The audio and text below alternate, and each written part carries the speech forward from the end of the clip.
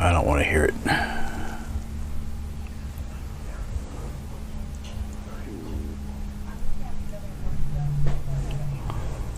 Okie dokie. All right, well, welcome. Hey, Sonia, I see you. Okay, I was asked by someone, I don't remember who it was, but they did ask about a tutorial about masking. So, a little earlier today, I sketched out this house. I'm hoping you guys can see it. It's all in pencil. Okay. I may have to mask something else here while I'm at it. So as I'm talking to you, I'll just darken in the walkway because I got a strong feeling I'm going to need to mask this too. So what I'll do is just darken in the walkway. It's just so I can see it and be able to cut it a little easier, that's all. And I can do that while I'm chatting with you here. So masking, you can get masking paper. It might be a little costly, but you can get it. And plus, I really don't remember what size sheets masking paper comes in. But if you even do it in black and white, you can use contact paper also to mask it, to which I do have a roll or two of contact paper, but it's like all wrinkled up and everything, so I won't be using that. I'll just use the 2-inch tape. Was it Marilyn who asked? Thank you. Okay, yeah, I did not remember who had asked me. It just didn't come to mind. As a matter of fact, I had to look at the video real quick just to remember which video it was, and I kind of figured it was yesterday's video. So this house is a little more detailed than what I would normally do. So, and I forgot, maybe I have to kind of darken in the bottom of the house because I think I'm gonna do a little bit more with this than I do with the other houses, which might come a little bit later, maybe later today, who knows. I just had to darken a few things. Now, when it comes to masking whatever subject, you really want to mask the outside edges. That's really the most important part. All the inside you deal with later, but you mask the outside edges. Now, like this really thin spot here, okay, that I want to mask. Because like I say, I think I'm going to approach, I can freehand this real quick. I'm going to approach this house a little differently. Now, this is also 1-point perspective, believe it or not. It's not 2-point, it's 1 point, where the perspective part is going this way. I can show that to you because it's the same vantage point I used for, I didn't even move the tape, there it is. Same vantage point I used for the ocean and the horses, I just didn't move the tape. So all your lines going to the left meet that dot right there. All right, okay.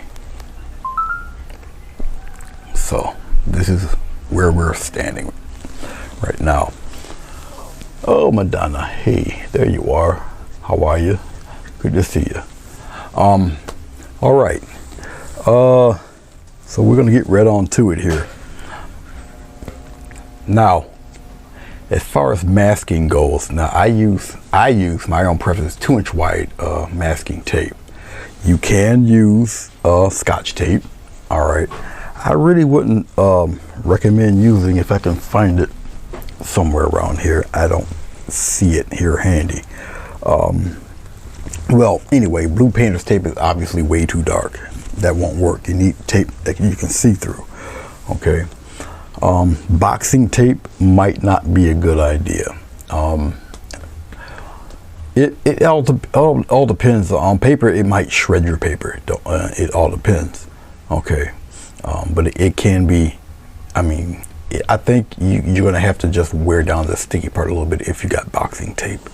Okay. But masking tape, you really can't go wrong with this stuff. Now, I'm near the bottom, near the end of this, so it gets a little tighter and it curls up and all of that. But it it does work, and I've used it and I've stuck with it.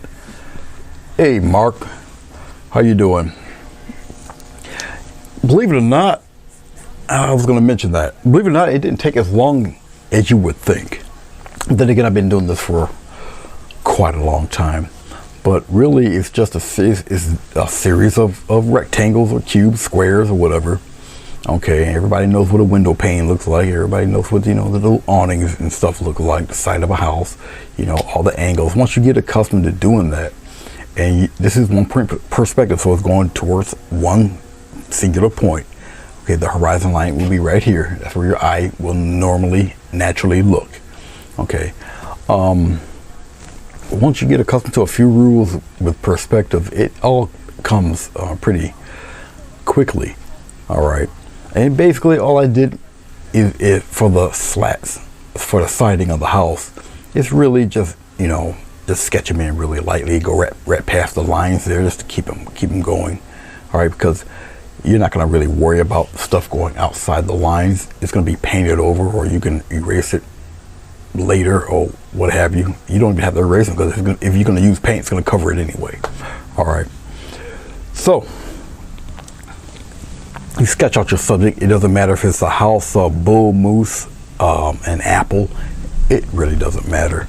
All right. So, for those of you who don't know who Mark is, he's an oil painter. All right, portraits and all sorts of things. But he's an oil painter, and you would just really have to just write his name down and put it in the search, because back in the day you just click on his name and go right to his page, his channel. But now you click on his name and anybody else's name, they want you to report them. So things change. But just click on his name and put it in the search, and you'll see what I'm talking about. All right, so I will take off a piece and I'll eyeball it here or there like that, and just rip it off. Now, like I said, I'm near the end of the tape, so it curls like this. It's more of a pain than anything else. Okay. And, it all depends on how you want to do it. I'll just do it within the angle of the house itself. So I'll just do it this way. And just get a nice little firm press. Press it down. Like so. Now, when it comes to overlapping, try to do it as thin as you possibly can. Okay. Reason being is that your X-Acto knife, if it's not as sharp, it doesn't have to cut through all of this stuff. Now, like I say, this tape is really, because it's near the end, it's really binding, so it's starting to catch and it'll wrinkle up a little bit. But you can kind of expect that when you're near the end. Now, I got a brand new and a very sharp X-Acto knife, so even if I overlap it a little bit, it kind of doesn't matter. It's going to cut through it like a hot knife through butter. Just be very careful with X-Acto knives.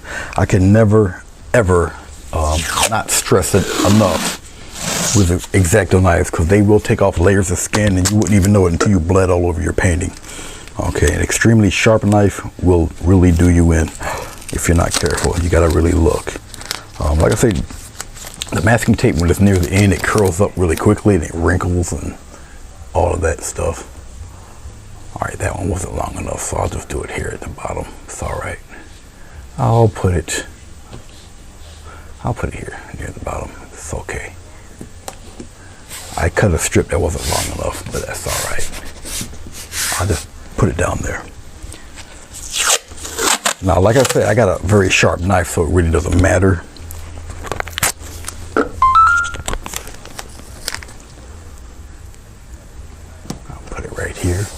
And as long as you cover the majority of this stuff like that, and once again, firmly press it down. As you can see right through it. Okay. Yeah, I know I got that little thin strip. That's no big deal. I'll just take a 1-inch wide tape, and I'll just kind of cover it. Like I said, I'm not really worried about it overlapping, because the knife I have is pretty brand new and fairly sharp, so I'll overlap it. No big thing. And once again, I will continuously rub this thing down. So I really don't want any paint to kind of seep in. Depending on how I'm going to paint this later. All right. And that's basically it. Now, once again, nah, not that kind of red. And plus, you know, when it dries, it starts turning brown. Yeah, blood makes a bad red substitute, you know. Oh, nice, Sonia, nice.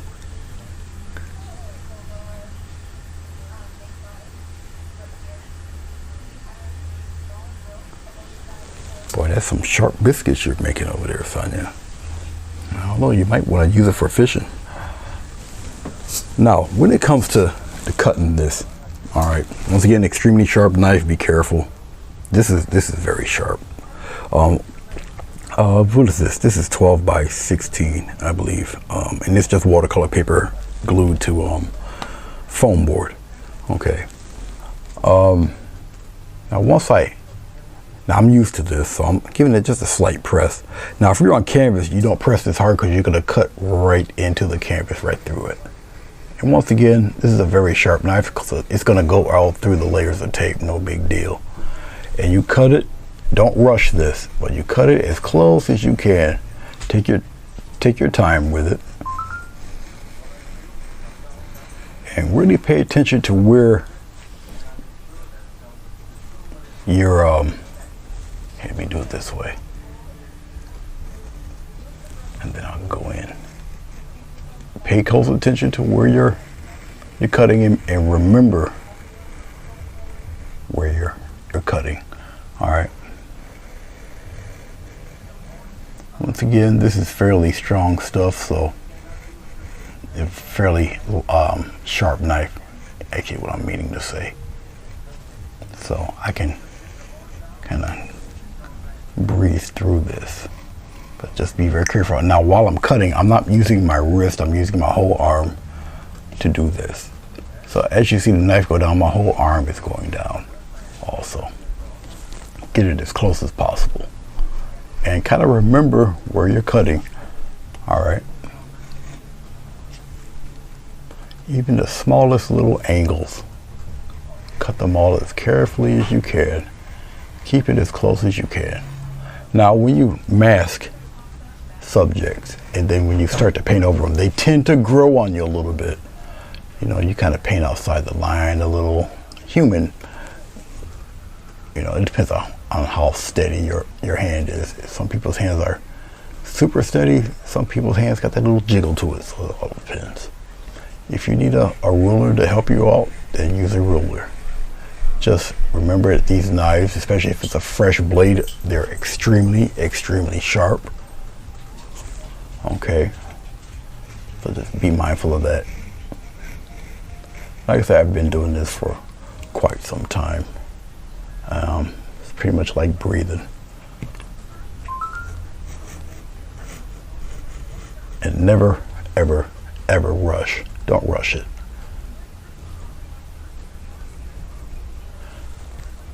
Actually, I should have corrected that. That one came at a down angle, but it's all right. Okay, now I know I did this one. I know I did the outside. I did not do the inside. So I'm going to go for the inside. Now, because this house is a little more detailed, I'll take a little more care as far as painting it. I'll just use a different approach to it.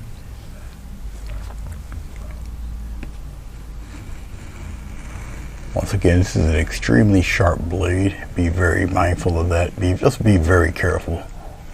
Like I say, you'll take off layers of skin and you won't even know. I really don't want you to go through that. And when it comes to peeling this stuff off, you know, you give it a little push. You get the little piece of tape off and you just gently take it right off like that. Okay, now remember what you want to be what you want blocked. Okay, and once again, just be careful. And I'm pulling as I'm peeling. You follow me? Usually if you forget a cut somewhere, the tape will let you know quickly. Okay.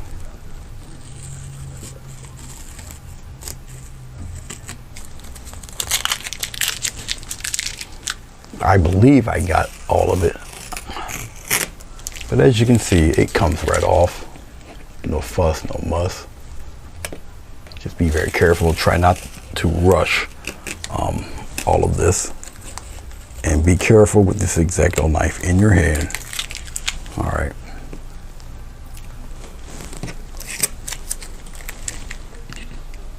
If you make a little error in your perspective or a little error in judgment, you can always correct it. But there you go. Okay. And once again, I'll just rub it down. Just make sure it's on there pretty good. Okay.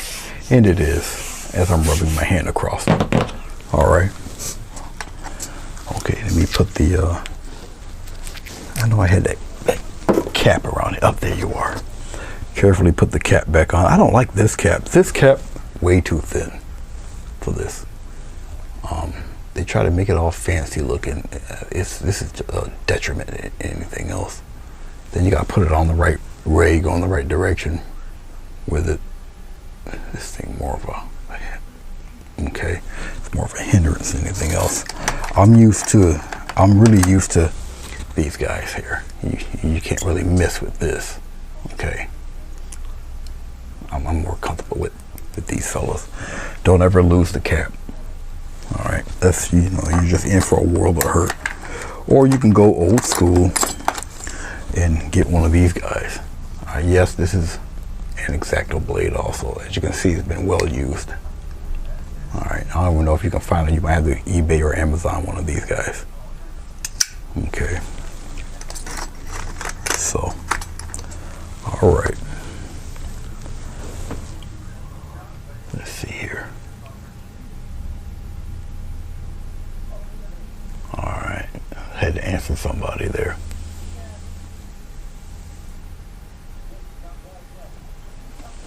All right.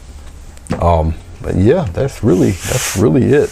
This is basically a video just showing, you know, how I do it. Now, as you see, I don't have the smaller camera on. Well, it's on. I just don't have it shown for you because I have no paints or anything. It's really just talking about how to mask your subject.